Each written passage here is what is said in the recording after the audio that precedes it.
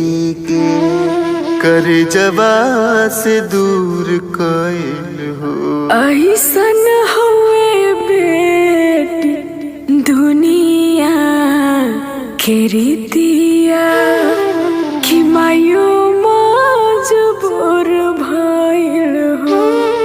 अरे का माई तू भी ना। दीदी देखा सबके तू ही रोइले बाड़ो, अब चला सबके तू ही हंसावा। हंसत रहे हरदम नैहर ससुरारी दिन बार बार आवे हो। बनल रहे भाई बहिना के प्यार ई दिन बार बार आवे हो। बार आवे हो बार बार आवे हो।